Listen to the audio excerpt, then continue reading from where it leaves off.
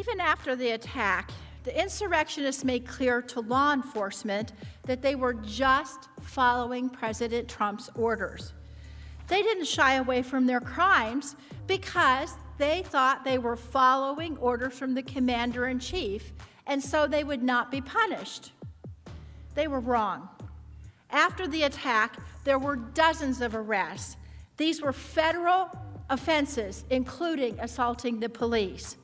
When law enforcement interviewed the people who were at the Capitol on January 6th, they once again said it was because the president told them to be there.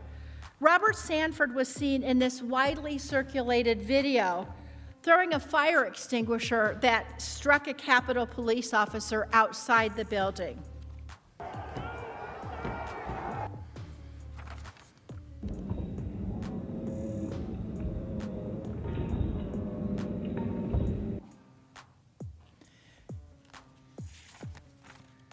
A witness told the FBI that Sanford said he had traveled to Washington, D.C. on a bus with a group of people.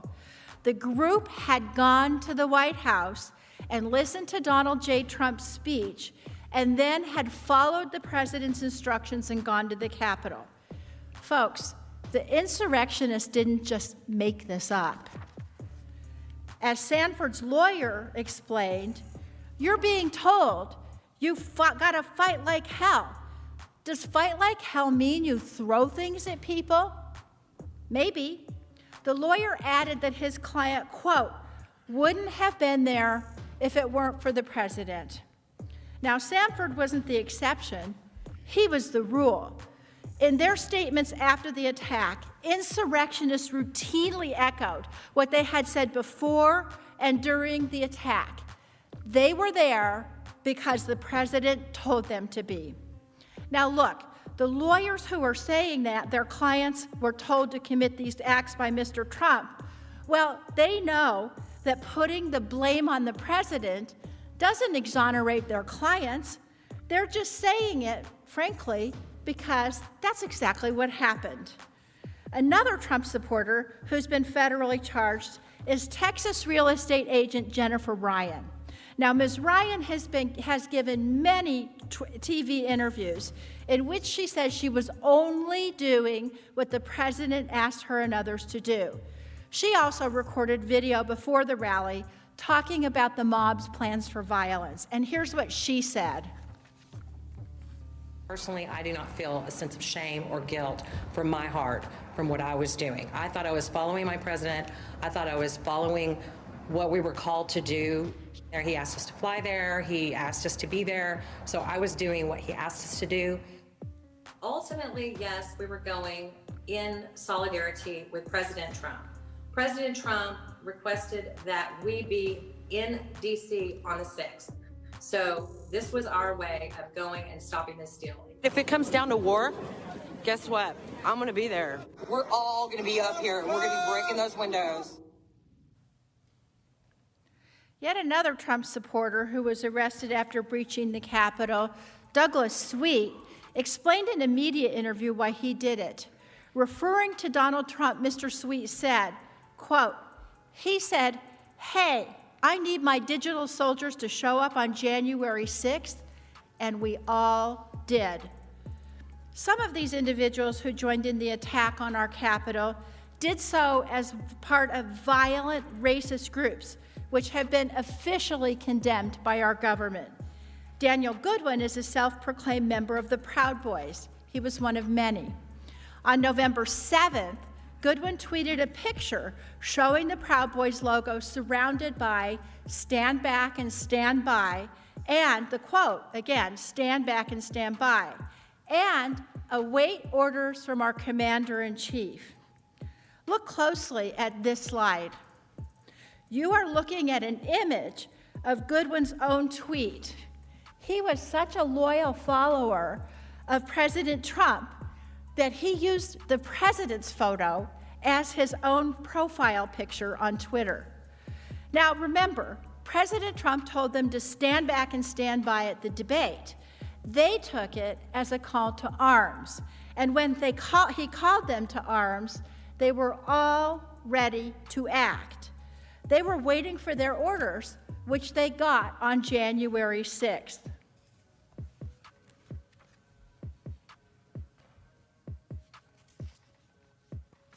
And Goodwin followed those orders. He stood ready as others broke into the windows at the Capitol and climbed inside.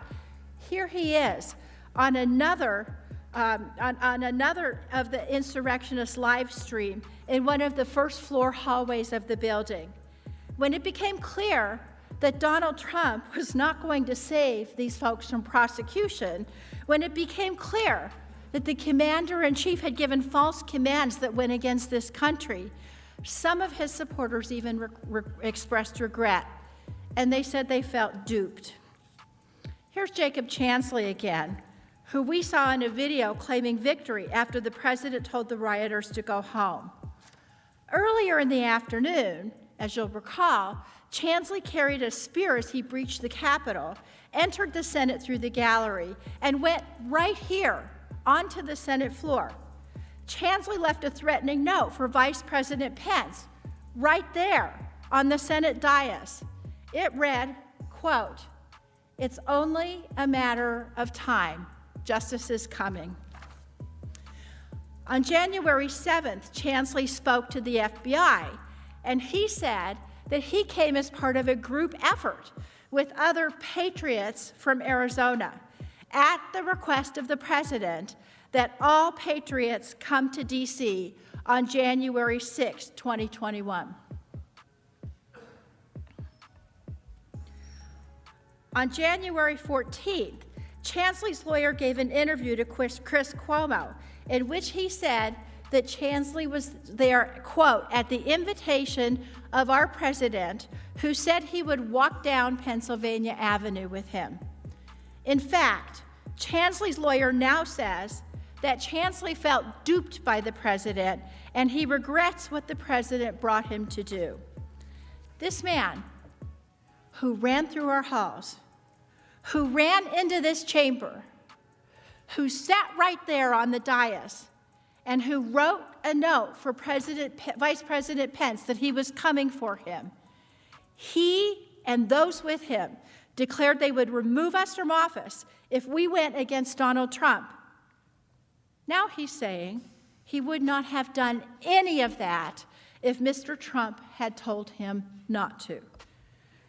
Chansley's not alone in his post-arrest confession that he was following the directions of Donald Trump. As more and more of these people have been charged, the confession and the regret simply cascades. More and more insurrectionists are admitting that they came at Trump's direction. When Riley June Williams, known for allegedly helping steal laptops from Speaker Pelosi's office, appeared in court on January 21st, her lawyer said to the judge, quote, "It is regrettable that Ms. Williams took the president's bait and went inside the Capitol." Troy Smocks, who was in the Capitol riot on January 6th, posted online that day, quote, Today, President Trump told us to fight like hell. He also posted that the president, quote, "said that our case was a matter of national security." Samuel Fisher was charged with disorderly conduct and illegally being in the Capitol on January 6th. That day, before the attack on this building, he wrote on his website, quote, "Trump just needs to fire the bat signal," and quote, "then the pain comes." The lawyer for Dominic Pizzola, a leader of the Proud Boys, who was the first person to break inside the Capitol, said that President Trump effectively told his client and others, quote, "People of the country, come on down. Let people know what you think." Quote, logical thinking was, he invited us down. Pizzola's lawyer went on, "These were people acting in a way they've never acted before. And it begs the question, who lit the fuse?"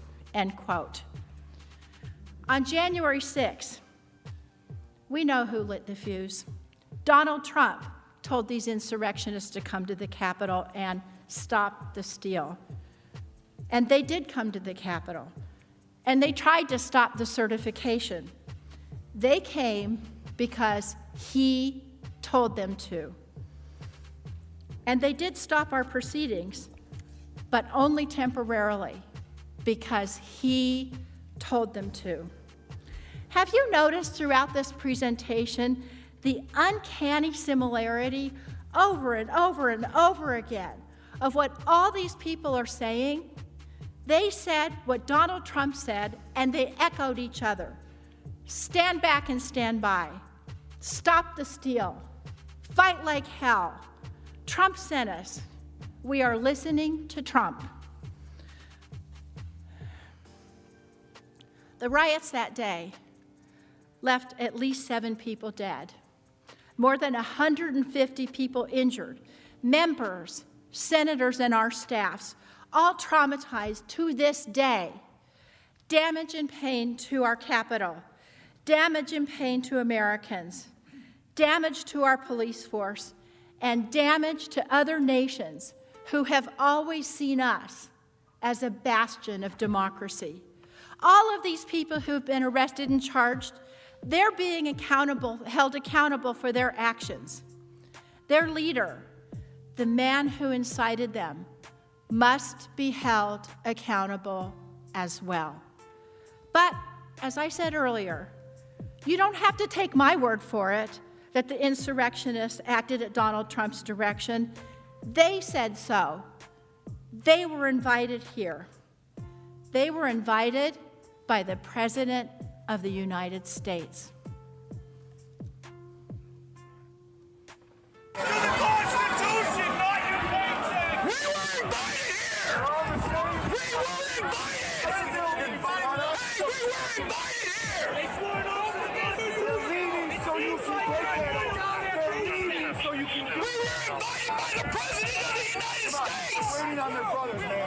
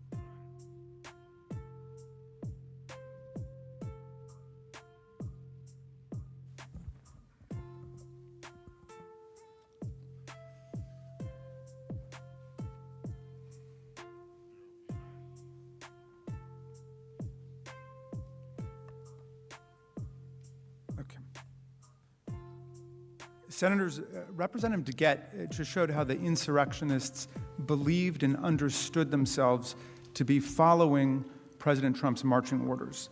She explained in chilling detail how they were acting in perfect alignment with his political instructions and his explicit strategy to retain power. They did what he told them to do. This pro-Trump insurrection did not spring into life out of thin air. We saw how Trump spent months cultivating America's most dangerous extremist groups. We saw how he riled them up with corrosive lies and violent rhetoric, so much so that they were ready and eager for their most dangerous mission, invalidating the will of the people to keep Donald Trump in office. But we must remember that this was not the first time Donald Trump had inflamed and incited a mob. Trump knew that his incitement would result in violence, not only because of the thousands of violent messages that were posted all over the forums and the widespread news of preparations for violence among extremist groups and his communications on Twitter with the insurrectionists themselves. He knew it also because he'd seen many of the exact same groups he was mobilizing participate in extremist violence before. Moreover, he'd seen clearly how his own incitement to violence and praise after the violence took place galvanized, encouraged, and electrified these extremist followers. These tactics were road tested. January 6th was a culmination of the president's actions, not an aberration from them. The insurrection was the most violent and dangerous episode so far in Donald Trump's continuing pattern and practice of inciting violence. But I emphasize so far. Earlier, Congresswoman Plaskett showed several episodes of Trump's incitement that took place during the presidential election.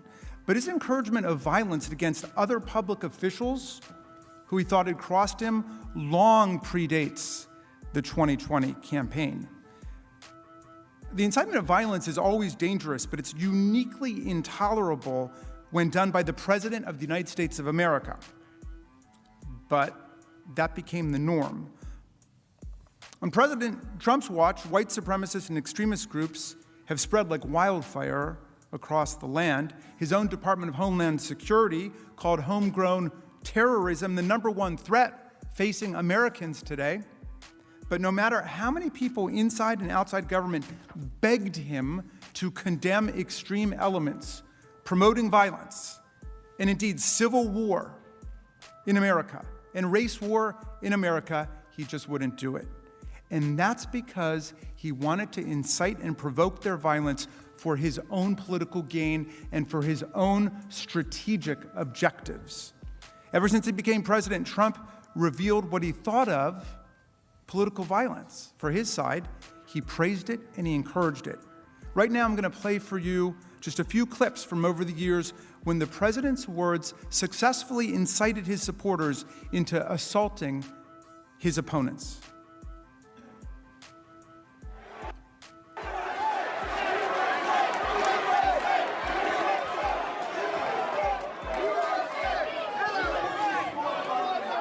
See, the first group, I was nice. Oh, take your time. The second group, I was pretty nice. The third group, I'll be a little more violent. And the fourth group, I'll say, get the hell out of here.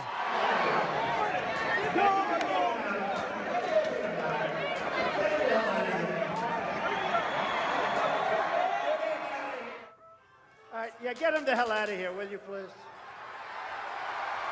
Get him out of here. Throw him out.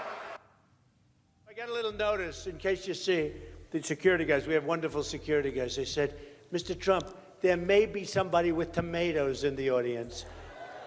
So if you see somebody getting ready to throw a tomato, knock the crap out of them, would you? Seriously. Okay? Just knock the hell. I promise you, I will pay for the legal fees. I promise. Well, we've seen these clips and many, many more like them before, but think about the brutal power and effectiveness of his words with his followers. You heard him.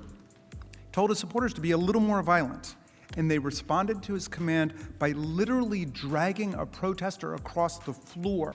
What's up, everyone? I'm not going to wait for this idiot to stop talking. Let me know how you're doing in the chat. Please take a second to hit that like button. The more likes that we get in a short period of time, the more people the algorithm will bring into the chat to hang out with us and see what's going on, see these liars lie and cry. Please take the second right now to hit that like button. Big shout out to Quitting Time, Richard, and maybe Sunshine for the donations and all support. Thank you guys. I really appreciate it. Thank you, Richard, for that very generous donation. I really appreciate you. Thank you, Lisa, for joining the membership program, and welcome to the family. You're officially a hooligan. I really appreciate all you guys being here for day 3 of the circus. Hopefully the defense team gets to defend. That would, that'd be grand. I really thought that's what today was going to be, but apparently not. So we'll see. We'll see how it goes. Thank you guys for being here.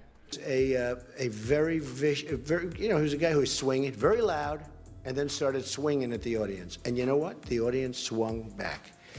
And I thought it was very, very appropriate. He was swinging, he was hitting people, and the audience hit back. And that's what we need a little bit more of. And we'll talk to you about that later. Yeah, but there's not going to be time. I'm just curious if you have Okay, the act speak right with now. Shane, please. But you don't. Sick and tired of you guys. The last time you came in here, you did the same thing. Get the hell out of here. Get the hell out of here. The last guy did the same thing. You were the guardian. Yes, and you just broke my glasses. The last guy did the same damn thing. You just body slammed me and broke my glasses. But Greg is smart. And by the way, never wrestle him. You understand that? Never. Any guy that can do a body slam, he's my kind.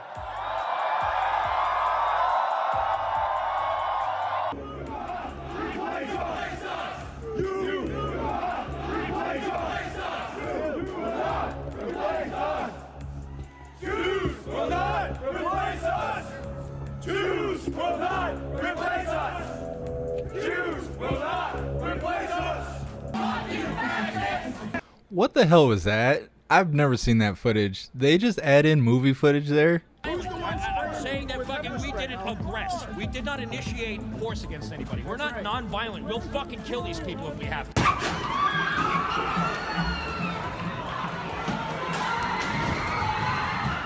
Well, I do think there's blame. Yeah. That didn't even look like America. You look at both sides. I think there's blame on both sides. And you also had people that were very fine people on both sides. So just in case you didn't catch all of that, the president praised a Republican candidate who assaulted a journalist as my kind of guy. He said there were, quote, very fine people on both sides when the neo-Nazis, the Klansmen, and Proud Boys invaded the city, the great city of Charlottesville, and killed Heather Heyer. And he said that an attack on a black protester at one of his rallies was very, very appropriate. Does that sound familiar? Listen to how President Trump responded when asked about his own conduct on January the 6th. What is your personal responsibility? So if you read my speech, and many people have done it, it's been analyzed, and people thought that what I said was totally appropriate. So there the pattern is, staring us in the face. Very, very appropriate, he said after a man was assaulted at one of his rallies. Totally appropriate was how he characterized This guy looks sloshed. on January 6th, meaning that, of course, if given the chance, he would gladly do it again, because why would he not engage in totally appropriate conduct? An examination of his past statements makes it clear that when Donald Trump tells a crowd, as he did on January 6th, fight like hell, or you won't have a country anymore, he meant for them to fight like hell. On January 6th, that became clear to all of America. Now, let's consider the events, senators, that took place last year in Michigan, where President Trump demonstrated his willingness and his ability to incite violence against government officials who he thought were getting in his way. When responding to extremist plots in Michigan, Trump showed he knew how to use the power of a mob to advance his political objectives. Beginning in March, Trump leveled attacks on Michigan Governor Gretchen Whitmer for the coronavirus policies in her state. On March 17th, the day after Governor Whitmer pushed the federal government to better support the states on COVID-19, Trump criticized her handling of the pandemic, tweeting, "Failing Michigan governor must work harder and be much more proactive. We are pushing her to get the job done. I stand with Michigan." On March 27th, he added, "I love Michigan. One of the reasons we're doing such a great job for them during this horrible pandemic. Yet your governor, Gretchen Whitmer, is way in over her head. she doesn't have a clue, likes blaming everyone for her own ineptitude. Hashtag MAGA. By April, Trump's rhetorical attacks and name-calling turned to calls for mass mobilization of his supporters. This was a sign of things to come. On April 17th, 2020, he tweeted, quote, "Liberate Michigan."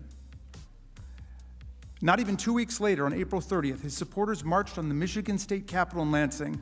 They stormed the building. Trump's marching orders were followed by aggressive action on the ground. So this is all fabricated. They did storm the Capitol, but they did not storm the Capitol in support of the president. And him saying to liberate Michigan, oh, hold up.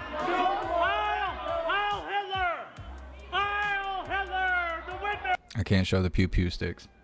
But him saying to liberate Michigan makes a lot of sense because in August, like they're saying these tweets are from March and April. And like I believe it was August, the Supreme Court overruled her and dismantled all her executive orders going from August all the way back to April. So I don't see what he did wrong there by saying how bad the governor was doing. The Supreme Court agreed and overruled her. Violent stand. They came armed and tightly packed themselves into the building with no regard, of course, for social distancing. This Trump-inspired mob may indeed look familiar to you.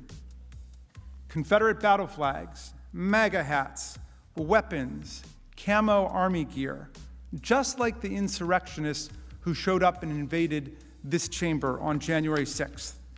The siege of the Michigan State House was effectively a state-level dress rehearsal for the siege of the U.S. Capitol that Trump incited on January 6th. It was a preview of the coming insurrection.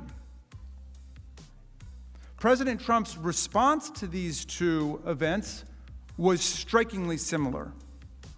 Following the armed siege in Lansing, President Trump refused to condemn the attacks on the Michigan Capitol or denounce the violent lawbreakers. Instead, he did just the opposite.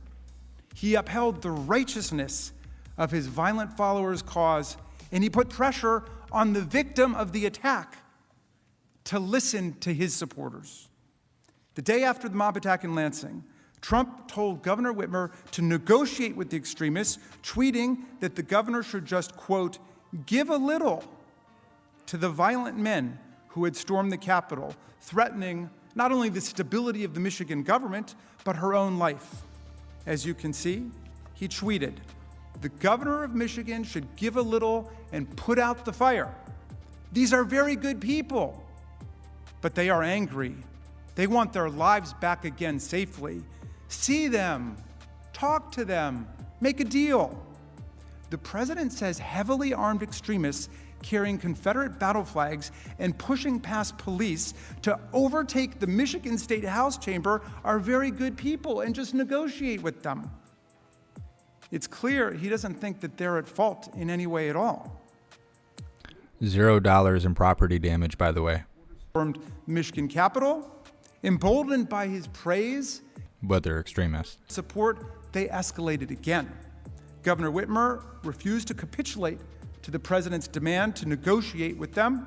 2 weeks later, on May 14th, Trump's mob again stormed the state capitol. This time, as you can see here, one man brought a doll with a noose around the neck, foreshadowing the appearance of the large gallows erected outside of this building, downstairs from here on January 6th, as the crowd chanted, and I still can hear the words ringing in my ear, "Hang Mike Pence, hang Mike Pence, hang Mike Pence." Over the coming months, even after a crowd threatening Governor Whitmer stormed the Capitol, Trump continued to assail her in public. At a rally in Michigan on September 10th, Trump whipped up the crowd against Governor Whitmer, saying, quote, "She doesn't have a clue about reopening her own state's economy." The crowd cheered. Then, on October 8th, the precise consequences of the president's incitement to violence were revealed to the whole world. Look at this. 13 men were arrested by the FBI for plotting to storm the Michigan State Capitol building, launch a civil war, kidnap Governor Whitmer, transport her to Wisconsin, and then try and execute her. This was an assassination conspiracy, a kidnapping conspiracy. Look at the language that they used. In the charging document, the FBI reported that one of the conspirators said he needed, quote, 200 men to storm the Capitol building and take political hostages, including the governor. The suspect called it a snatch and grab, man. Grab the effing governor. One of those men has already pled guilty to this conspiracy. The plot was well organized, just like the one that was coming on January the 6th. The men in Michigan even considered building Molotov cocktails to disarm police vehicles and attempted to construct their own IEDs, something that actually happened here on January 6th. This guy is full of it. They have talked a lot about those people who supposedly put together a plan to kidnap the governor. I've never heard of an assassination attempt or planning to off her or anything like that. This guy is so lying, just lying his ass off. Time comes, there will be no need to strike fear through presence. The fear will be manifested through bullets. And what did Donald Trump do as president of the United States to defend one of our nation's governors against a plotted kidnapping by violent insurrectionists? Did he publicly condemn violent domestic extremists who hoped and planned to launch a civil war in America? No, not at all. He further inflamed them by continuing to attack the governor who was the object of their hatred in this kidnapping conspiracy. The very night this conspiracy became public, and that Governor Whitmer learned that there were 13 men who were planning to kidnap and likely kill her, Trump did not condemn the violence. He did not criticize the extremists. He didn't even check on Governor Whitmer's safety. He chose to vilify Governor Whitmer again, and then amazingly took credit for foiling the plot against her, demanding her gratitude. And then he quickly, of course, changed the subject to Antifa. He tweeted, "Governor Whitmer has done a terrible job." He demanded that she thank him for the law enforcement operation that had foiled the kidnapping conspiracy that had been encouraged by his rhetoric. On October 17th, a little over a week after these people were arrested for preparing to kidnap Gretchen Whitmer, Trump riled up a boisterous crowd in Muskegon with more slashing personal attacks on Whitmer, driving the crowd to chant, "Lock her up, lock her up." He had now seen that some of his followers were prepared to engage in criminal violence with orchestrated attacks, deadly weapons, and willing bodies to storm a state capitol building and to attack his perceived political enemies. And so as the crowd chanted, "Lock her up," he pivoted to his next goal. He told them they couldn't trust the governor to administer fair elections in Michigan. He used a crowd that he knew would readily engage in violence to prepare his followers for his next and, of course, his paramount political objective, claiming the election was stolen and inciting insurrectionary action. I live about 35 minutes from Muskegon, by the way, so I can't wait to hear this. During a pre-election rally speech in Lansing, Michigan, where the Capitol had been stormed, Trump openly joked with the crowd about critics saying his words had provoked the violent plot against Governor Whitmer. Check it out, it's telling. We gotta get her going. I don't think she likes me too much.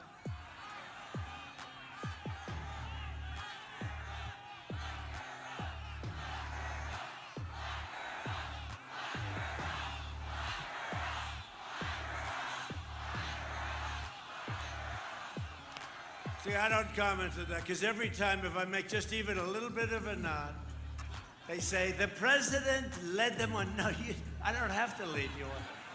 Even a little nod, they say, the president said, your governor, at the urging of her husband, who has abused our system very badly, the only man allowed in the state of Michigan, the only man allowed to go sailing is her husband. No, your governor, I don't think she likes me too much.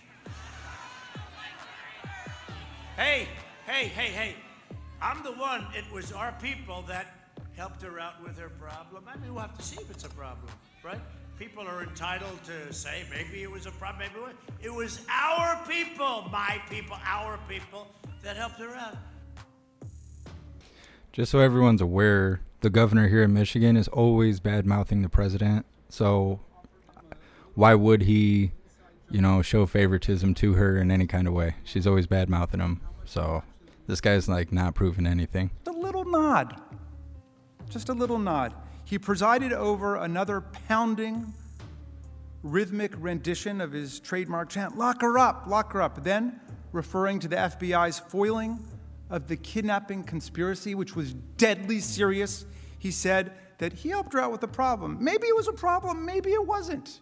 We'll have to see. Maybe it was a problem, maybe it wasn't. The President of the United States of America. He could not bring himself to publicly oppose a kidnapping and potential assassination conspiracy plot against a sitting governor of one of our 50 states. Trump knew exactly what he was doing in inciting the January 6th mob. Exactly. He had just seen how easily his words and actions inspired violence in Michigan. He sent a clear message to his supporters. He encouraged planning and conspiracies to take over Capitol buildings and threaten public officials who refused to bow down to his political will. Is there any chance Donald Trump was surprised by the results of his own incitement? Let's do what Tom Paine told us to do. Use our common sense. The sense we have in common as citizens. If we don't draw the line here, what's next? What makes you think the nightmare with Donald Trump and his lawmaking and violent mobs is over? If we let him get away with it, and then it comes to your state capitol, or it comes back here again, what are we going to say? These prior acts of incitement cast a harsh light on Trump's obvious intent, his unavoidable knowledge of the consequences of his incitement, and the clear foreseeability of the violent harm that he unleashed on our people and our republic. January 6th was not some unexpected radical break from his normal law-abiding and peaceful disposition. This was his state of mind. This was his essential MO. He knew that, egged on by his tweets, his lies, and his promise of a wild time in Washington to guarantee his grip on power, his most extreme followers would show up bright and early, ready to attack, ready to engage in violence, ready to fight like hell for their hero. Just like they'd answered his call in Michigan. President Trump has said over and over his supporters are loyal. In his own words, his supporters are the most loyal that we've seen in our country's history. And he knew that his most hardcore supporters were willing to direct violence at elected officials, indeed to attack and lay siege to a Capitol building. And he knew they would be ready to heed his call on January 6th to stop the steal by using violence to block the peaceful transfer of power in the United States. He knew they were coming. He brought them here, and he welcomed them with open arms. We hear you and love you from the Oval Office. My dear colleagues, is there any political leader in this room who believes that if he is ever allowed by the Senate to get back into the Oval Office, Donald Trump would stop inciting violence to get his way? Would you bet the lives of more police officers on that? Would you bet the safety of your family on that? Would you bet the future of your democracy on that? President Trump declared his conduct totally appropriate. So, if he gets back into office and it happens again, we'll have no one to blame but ourselves.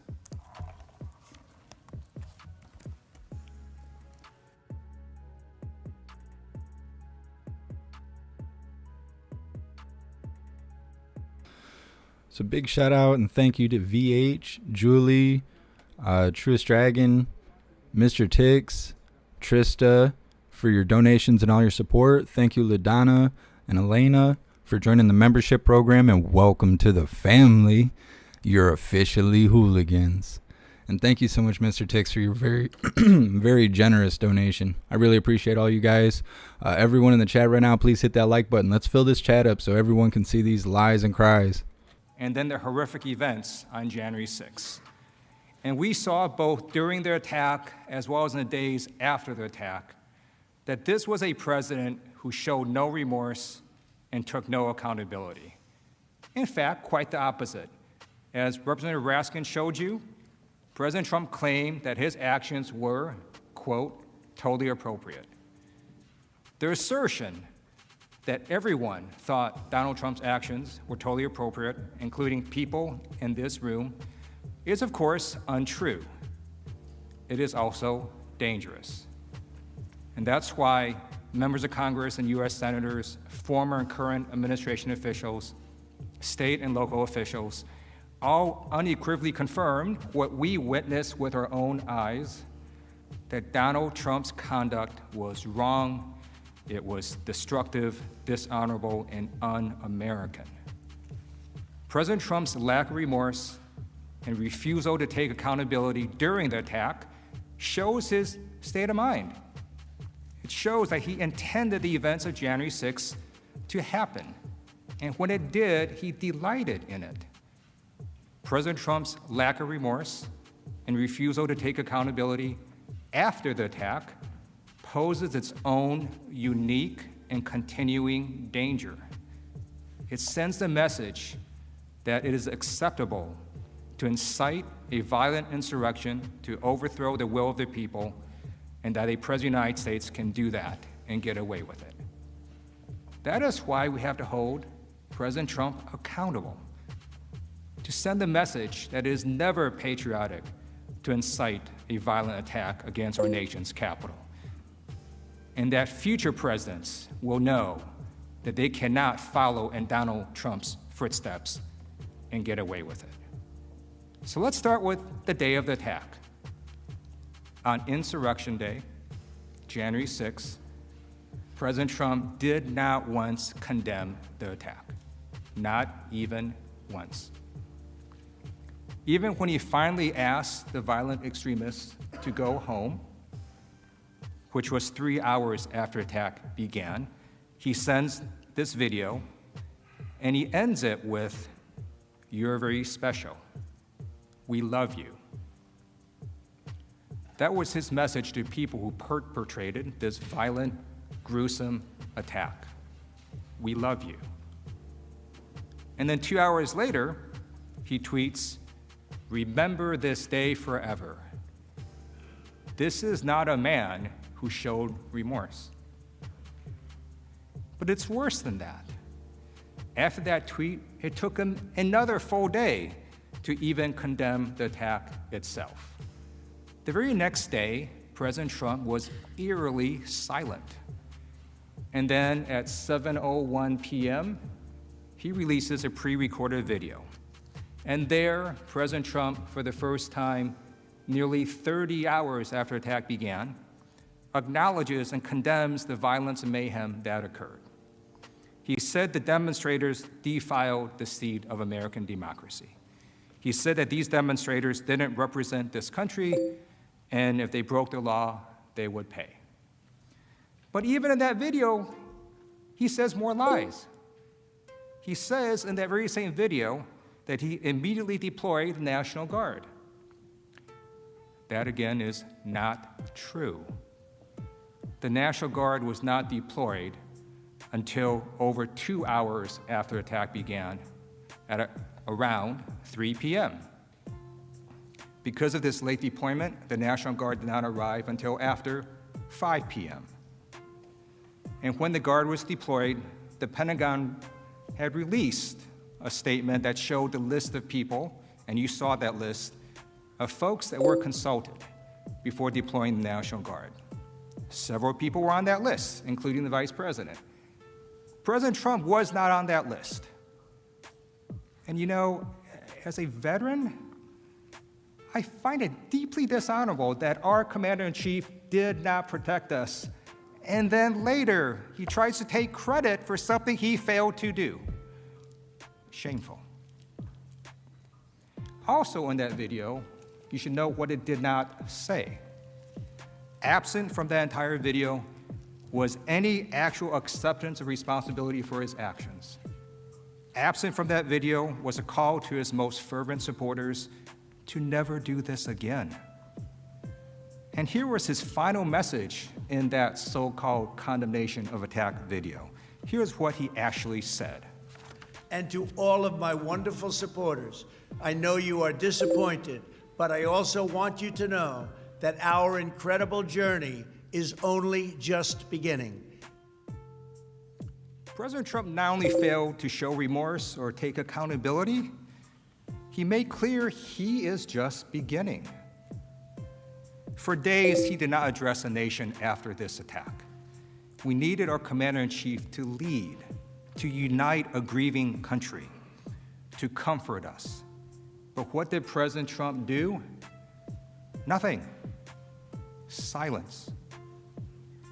We're all aware that a violent mob murdered a police officer. It took President Trump 3 days before he lowered the flag of the United States of America. 3 days. And President Trump, who was commander-in-chief at the time, did not attend and pay respects to the officer who lay in state in the very building that he died defending. Now, some people have argued that President Trump made a mistake, that he gets a mulligan. But we know President Trump didn't make a mistake. Because you see, when you or I make a mistake and something very bad happens, we would show remorse. We would accept responsibility. President Trump didn't do any of that. Why not? Because he intended what happened on January 6th. And how do we know that? He told us. On January 12th, as President Trump was boarding Air Force One to head to Texas, and you saw this video before, and I'm going to show it again, he was asked by a reporter, quote, "What is your role in what happened at the Capitol? What is your personal responsibility?" And this was his response. Analyzed my speech and my words and my final paragraph, my final sentence, and everybody to the T thought it was totally appropriate. On January 12th, President Trump had seen the violent attack on the Capitol. He knew the people that died. And his message to all of us was that his conduct was totally appropriate. I'm a former prosecutor, and we're trained to recognize lack of remorse. But it doesn't take a prosecutor to understand that President Trump was not showing remorse. He was showing defiance. He was telling us that he would do this again, that he could do this again, that he and future presidents can run for national election, lose the election, inflame the supporters for months, and then incite an insurrection, and that would be totally appropriate. 1 week after the attack, on January 13th, President Trump, in response to continuing bipartisan criticism, releases another video. Here's part of what he said. "I want to be very clear. I unequivocally condemn the violence that we saw last week. Violence and vandalism have absolutely no place in our country and no place in our movement." President Trump, of course, had to make that statement. He needed to unequivocally condemn the attack. But he also needed to mean those words. You saw Donald Trump tweet endless attacks, sometimes 108 tweets in a day, and in public speeches and across rallies, repeating words of fight and stop the steal and never surrender. You know what it looks like when President Trump wants to convey a message. Forcefully, loudly, and repeatedly, he does that. This video sent after a week of the attack was not that. And we know this because in this video, he again does not show remorse, does not take responsibility. He again does not acknowledge his role in the insurrection. He does not say in that video, for example, everything I said in the months prior went too far. And he does not say the one sentence that matters. He does not say the one sentence that would stop future political violence. The election was not stolen. He still hasn't said that sentence. That is why National Guard troops in full body armor still patrol outside. Well, that's not true. The White House also confirmed that President Trump believed he was, quote, forced by the bipartisan fear after the insurrection to acknowledge the new administration. We know he did not stand behind his belated condemnation because those around him confirmed it. And behind closed doors, sources confirmed that President Trump still refused to directly acknowledge his election loss to Joe Biden and refused to even attend the peaceful transition of power, the first president in modern history. President Trump even reportedly, while watching the impeachment vote, quote, focused his ire on the Republicans who voted for his impeachment, peppering aides with questions about what he could do to exact revenge. President Trump has made clear that if he is not held accountable, he will not be accountable. He will not stop. Now, President Trump would have his base and the world believe that his conduct was totally appropriate. It is important to impeach that falsehood, to make clear to his supporters and everyone watching that what Donald Trump did was not acceptable. In fact, quite the opposite. People in his own party, state officials, former officials, current officials, members of Congress, have all unambiguously and passionately said that what Donald Trump did was, quote, disgraceful, shameful, and they've called his behavior existential and wrong. And they said that his actions gave rise to one of the darkest chapters in United States history. Let's hear what some of these officials had to say. Here are Governors Spencer Cox, Charlie Baker, Mike DeWine, Larry Hogan, and Phil Scott. People have to be held accountable, and yes, that includes the president. It's important to remember that they were the culmination of months of President Trump repeating over and over again that the American electoral system is a fraud. After he stoked the flames of outrage for weeks leading up to the events of yesterday, he refused to adequately prepare the U.S. Capitol for the possibility of violence and left it nearly defenseless. His remarks during and after the travesty of the attack on the Capitol were disgraceful. President Trump's continued refusal to accept the election results without producing credible evidence of a rigged election has started a fire that has threatened to burn down our democracy. This incendiary speech yesterday, when he gave preceding Capitol, a symbol of democracy around the world, stormed by an angry mob, was heartbreaking. And let me be clear, these actions were not patriotic, and these people are not patriots. The fact that these flames of hate and insurrection were lit by the President of the United States will be remembered as one of the darkest chapters in our nation's history. One of the darkest chapters in our nation's history. Former members of the Trump administration, long-standing Republicans, also made clear that President Trump incited this insurrection and it went against our democracy. The President's former Secretary of Defense, James Mattis, declared that today's violent assault on our Capitol, an effort to subjugate American democracy by mob rule, was fomented by Mr. Trump. Former White House Chief of Staff John Kelly also spoke on this as well, and I'd like to play an audio clip of what he said. What happened on Capitol Hill yesterday is a direct result of his poisoning the minds of people with the lies and the frauds. If you couldn't hear that, what John Kelly said about President Trump was that what happened on Capitol Hill was a direct result of him poisoning the minds of people with their lies and their fraud. Former Speaker of the House, John Boehner, declared that, quote, the invasion of our Capitol by a mob, incited by lies from some entrusted with power, is a disgrace to all who sacrificed to build our republic. This was echoed by former Trump official after former Trump official. Here is what former National Security Advisors John Bolton and H.R. McMaster, former White House Communications Director Alyssa Farah, and former Chief of Staff Mick Mulvaney said. Let me just ask you, do you think President Trump has blood on his hands?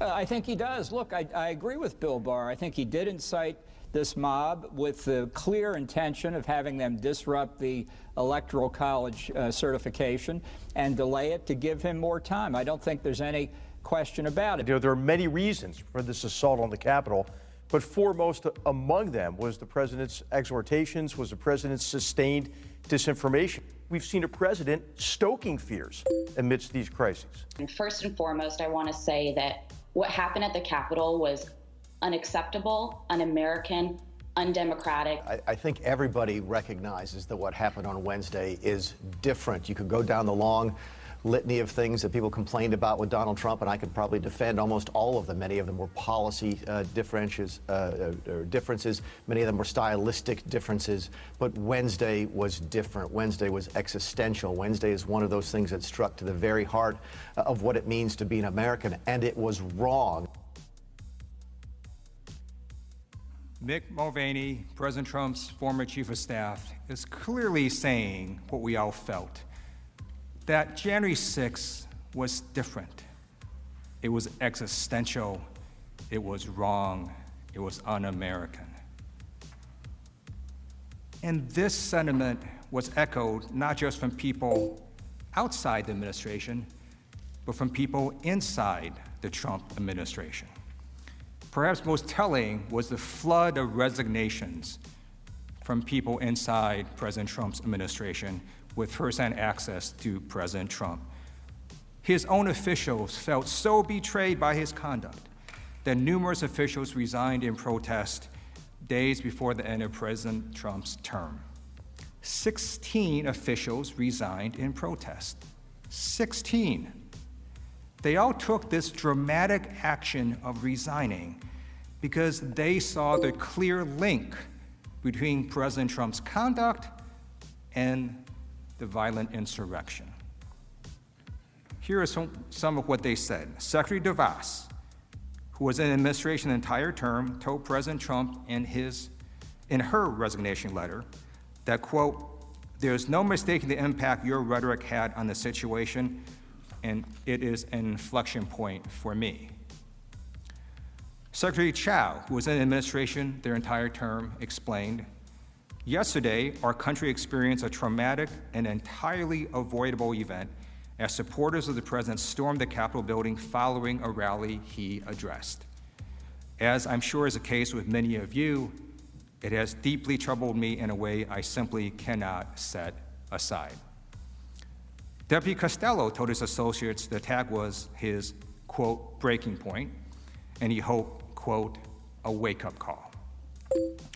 These rebukes and resignations from President Trump's own administration make clear that President Trump's conduct was anything but totally appropriate.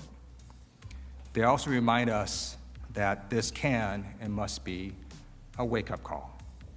As Representative Fred Upton so eloquently put it, President Trump expressed no regrets for last week's violent insurrection at the U.S. Capitol. This sends exactly the wrong signal to those of us who support the very core of our democratic principles and took a solemn oath to the Constitution. It is time to say, enough is enough. Now, no one is saying here that President Trump cannot contest the election. Of course he can. But what President Trump did, as his former chief of staff explained, was different. It was dishonorable, it was un-American, and it resulted in fatalities.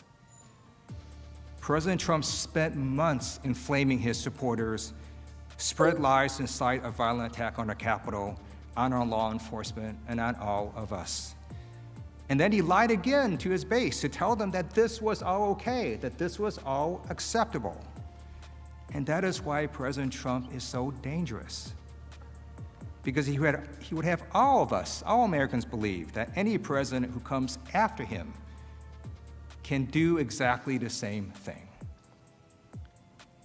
That's why lack of remorse is an important factor in impeachment. Because impeachment, conviction, and disqualification is not just about the past, it's about the future.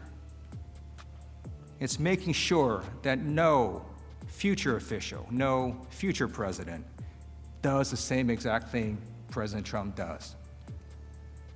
President Trump's lack of remorse shows that he will undoubtedly cause future harm if allowed, because he still refuses to account for his previous high grave crime against our government. You know, I'm not afraid of Donald Trump running again in 4 years. I'm afraid he's going to run again and lose, because he can do this again. We're in an unusual situation, because despite President Trump's claim that everyone thinks what he did was fine, so many have come out and spoken so strongly and passionately about what happened here. I'd like to highlight a statement by Representative Anthony Gonzalez. He said, "The Vice President and both chambers of Congress had their lives put in grave danger as a result of the President's actions and the events leading up to and on January 6th. During the attack itself, the President abandoned his post while many members asked for help, thus further endangering all present. These are fundamental threats not just to people's lives, but to the very foundation of our republic." And now I'd like to show what members of Congress said leading up to the most bipartisan impeachment vote in U.S. history. Because I do want everyone watching, especially President Trump's supporters, to see firsthand what I believe we all feel.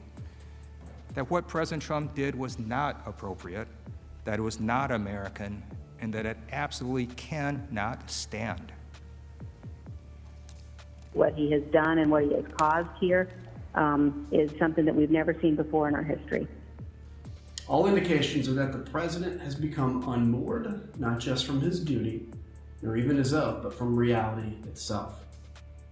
The president's role in this insurrection is undeniable, both on social media ahead of January 6th and in his speech that day. He deliberately promoted baseless theories, creating a combustible environment of misinformation and division. To allow the President of the United States to incite this attack without consequences is a direct threat to the future of this democracy. After this trial, I hope you will come together and cast your vote and make absolutely clear how we as a Congress and as a nation feel about what Donald Trump did by convicting him. And to prevent this from being only the beginning, as President Trump said, and to deter future presidents who do not like the outcome of a national election from believing they can follow in President Trump's footsteps. It is what our Constitution requires. It is what our country deserves.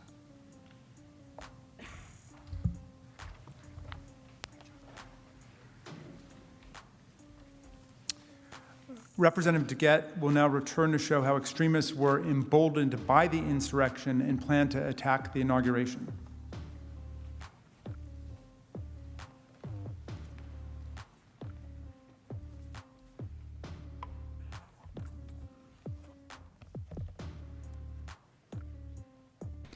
Thank you so much, Trista and Danny, for your donation and all your support. And thank you, Zach and Angry Yup, for joining the membership program. And welcome to the family. You're officially hooligans. How President Trump's conduct assembled, incited, and inflamed the mob. We showed how and why this attack, this violence, was not only foreseeable, but preventable. We showed that President Trump knew his conduct could and would result in violence. and that when the attack occurred, he did not fulfill his duty as commander-in-chief and defend us. Instead, he was delighted.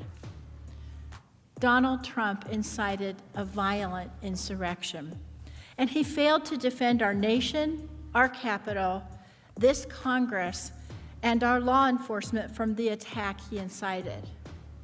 Now I want to turn to the impact, the long-term harm of this conduct. My colleagues and I will walk through the breadth and gravity of this harm. I'd like to start with the effect President Trump's conduct had on our domestic security. We saw firsthand how Donald Trump's conduct emboldened and escalated domestic violence extremists. These folks are known in the law enforcement community as DVEs. These threats were and are made worse by President Trump's refusal to take accountability and his refusal to forcibly denounce what his own FBI identified as some of the most dangerous elements of our country. Even as the attack was underway, he tweeted words of support to his violent supporters. And then, in the aftermath on January 7th, President Trump made it clear this was only the beginning. And to all of my wonderful supporters, I know you are disappointed, but I also want you to know that our incredible journey is only just beginning. And he was right.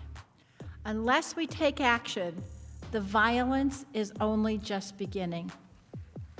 In the aftermath of the attack, we saw a huge rise in threats from domestic violent extremists, including specific threats to the inauguration in D.C. and also to all 50 state capitals. Our intelligence agencies confirmed that in addition to these specific threats, President Trump's conduct emboldened the very same violent groups who initiated the attack and sparked new violent coalitions. These groups believe that they're following his orders. They believe that their acts of insurrection and violence are patriotic. Violence is never patriotic, and it's never American. It's not the Democratic way, and it's not the Republican way. After the attack, the nation's top defense and law enforcement agencies reported an increase in credible threats to the inauguration from Donald Trump's supporters. On January 13, 2021, a joint intelligence bulletin issued by the Department of Homeland Security, the FBI, and the National Counterterrorism Center found, quote, since the 6th January event, violent online rhetoric regarding the 20 January presidential inauguration has increased, with some calling for unspecified, quote, justice for the 6th January fatal shooting by law enforcement of a participant who had illegally entered the Capitol building, and another posting that, quote, many armed individuals would return on 19 January. The agencies also made clear why these threats were escalating, especially regarding the inauguration.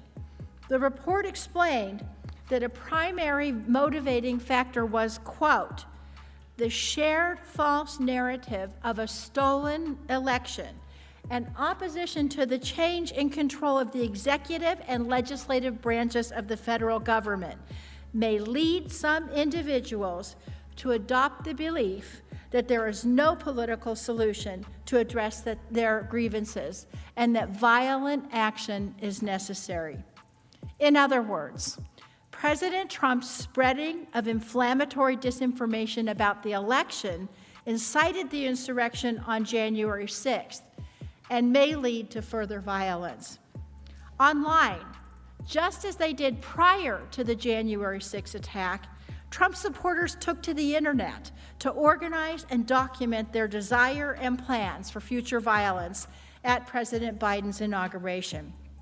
And indeed, in the days shortly after the attack, Several posters on extremist social media websites made further plans for violence. They posted, quote, "Many of us will return on January 19, 2021, carrying our weapons in support of our nation's resolve, to which the world will never forget. We will come in numbers no standing army or police agency can match. Quote, we took the building once and we can take it again." Other users, eager to participate in additional attacks, confirmed that they were waiting on President Trump's instructions about what to do next. Referring to a future planned attack, she just referred to Parler as an extremist social media website. But want to know, does our president want us there? Awaiting instructions. In fact, in the days leading up to the inauguration, multiple individuals, many potentially in an attempt to carry out the plots that I just previewed, were arrested in Washington, D.C., including on serious weapons charges. One of those men was Couy Griffin, the founder of Cowboys for Trump, who took part in the Capitol attack and was also arrested on January 17th. Here's what he said about his plans for violence. You know, you want to say that that was a mob? You want to say that was a violence? No, sir. No, ma'am. No, we could have a Second Amendment rally on those same steps that we had that rally